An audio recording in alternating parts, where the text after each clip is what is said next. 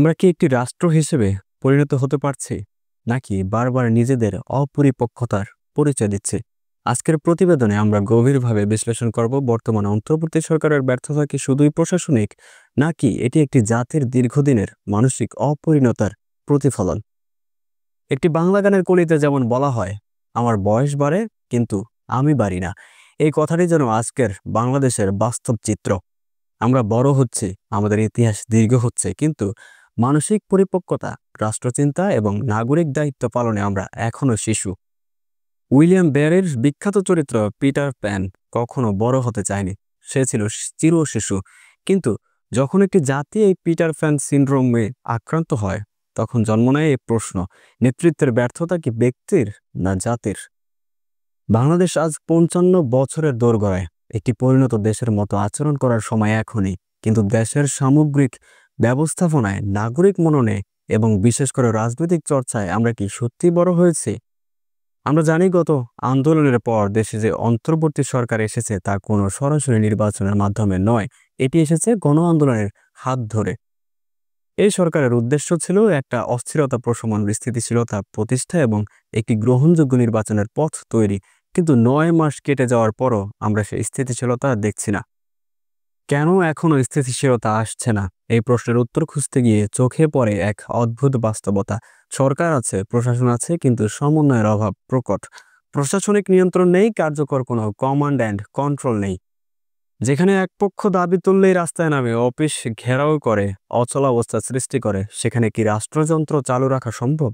সরকারি, বেসরকারি কর্মচারী, শিক্ষার্থী, পরিবহন শ্রমিক, এমনকি রাজনীতিকরাও যেন একটি দাবির দল। ৯ মাস আগে দেশের ছাত্র সমাজের নেতৃত্বে একটি ঐতিহাসিক গণ আন্দোলন গড়ে ওঠে। সে আন্দোলনের মধ্য দিয়ে পতন ঘটে একটি অজনপ্রিয়, দুর্নীতিগ্রস্ত সরকার ও তার শীর্ষ নেতারা। সেই সময় দেশবাসী আশায় বুক বেঁধেছিল। মনে হয়েছিল নতুন সূর্যোদয় ঘটবে। মানুষ চেয়েছিল ন্যায় বিচার, সুশাসন, নিরাপত্তা। কিন্তু আশ্চর্যের বিষয়, সেই প্রত্যাশা ক্রমেই হতাশায় রূপ পেয়েছে। তরুণরা নেতৃত্ব দিলেও সেই আন্দোলনের সুফল বৃহত্তর জনজীবনে প্রতিফলিত হয়নি। এই ব্যর্থতার মূল কারণগুলো কি হতে পারে? প্রথমত, অন্তর্বর্তী সরকারের ভেতরে মতানৈক্য প্রকট। দ্বিতীয়ত, প্রশাসনিক দক্ষতার অভাব চোখে পড়ার মতো। তৃতীয়ত, জনগণের চাওয়ার সঙ্গে সরকারের সক্ষমতার মিল নেই। এবং চতুর্থত, রাষ্ট্রের প্রতিটি স্তরে শৃঙ্খলায় ঘাটতি রয়েছে। যখন কোনো শিক্ষা প্রতিষ্ঠানে ছাত্ররা হঠাৎ করেই তাদের প্রধানের অপসারণ চায়, তখন কি সেটা তাৎক্ষণিকভাবে রাস্তায় নামার বিষয়? একজন চাকরিচ্যুত কর্মচারী যদি পুরো অফিস অবরোধ করে বসে থাকেন, তাহলে কি সেটা আইনানুগ দাবি আদায়ের পথ? আজকের বাংলাদেশ যেন এক বৃহৎ দাবির প্ল্যাটফর্মে পরিণত হয়েছে। সবাই শুধু নিজের কথা বলে, নিজের দাবির কথা বলে, কেউ বলে না এই দাবির ফলে অন্যের ক্ষতি হচ্ছে কিনা। এই মানসিকতা শিশুদের মতো, যেমন একজন ২ বছর বয়সী শিশু যার কাছে তার চাওয়াটাই সব। দেশে চলমান এই অপরিণত আচরণ প্রতিনিয়ত প্রমাণ দিচ্ছে যে রাষ্ট্র পরিচালনায় পরিপক্কতা এখনো অনুপস্থিত। এত সব বিশৃঙ্খলার পরেও প্রশ্ন থাকে, সরকার কি করছে? সরকার কি এই দাবিগুলোকে বিশ্লেষণ করছে, নাকি শুধু পরিস্থিতি সামাল দেওয়ার ব্যর্থ চেষ্টা করছে?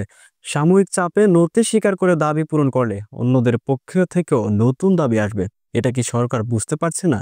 এই মুহূর্তে যা দরকার তা হলো কঠোর বাস্তববাদিতা ও কার্যকর রাষ্ট্রীয় নেতৃত্ব। সরকারের প্রতিটি বিভাগকে নির্দিষ্ট দায়িত্ব দিতে হবে। দায়িত্ব পালনে ব্যর্থ হলে সে বিভাগের নেতৃত্বকে পরিবর্তন করতে হবে। জনগণকে বুঝতে হবে, বিক্ষোভ বা দাবির নামে রাস্তাঘাট বন্ধ করা সমাধান নয়। অধিকার চাওয়ার পাশাপাশি অন্যের অধিকারে হস্তক্ষেপ না করার সংস্কৃতি গড়ে তুলতে হবে। পরিশেষে একটা প্রশ্ন রাখি আপনাদের সামনে: আমরা কি সত্যি একটি জাতি হিসেবে বড় হয়েছি, নাকি আমরা সেই পিটার প্যান চরিত্রের মতো যে বড় হতে চায় না? আমাদের কি শুধু নেতৃত্ব নয়, পুরো জাতিকে মানসিক পরিপক্কতা অর্জন করতে হবে না? আমরা যদি না শিখি, তবে ইতিহাস বারবার আমাদের শেখাবে। যারা আন্দোলনের মধ্য দিয়ে পরিবর্তন এনেছিল, তাদেরও দায়িত্ব ছিল দেশের স্থিতিশীলতা রক্ষা করা। তাদের ভুলের ভার কেন পুরো জাতিকেই বইতে হবে? আজকের এই অচল অবস্থা, বিক্ষোভ, বিশৃঙ্খলা কারো একার সৃষ্টি নয়। এটি একটি দীর্ঘদিনের মানসিক অব্যবস্থাপনার ফসল। দর্শক, আমরা এখন এমন একটি সন্ধিক্ষণে দাঁড়িয়ে যেখানে সিদ্ধান্ত নিতে হবে আমরা সত্যিই পরিবর্তন চাই কিনা। পরিবর্তন শুধু সরকারের নয়, পরিবর্তন আমাদের সবার প্রয়োজন। সরকারকে সংবিধানের সীমায় থেকে কঠোর হতে হবে। অপরিণত চাওয়ার মোহে পড়ে দেশের অগ্রযাত্রা যেন থেমে না যায়। অন্তর্বর্তী সরকারের ব্যর্থতা নয়, এটি একটি জাতির পরিপক্ক না হওয়ার প্রতিচ্ছবি। আমরা এই শিশু সুলভতা কাটিয়ে সত্যিকার অর্থে পরিণত জাতিতে রূপান্তরিত হব।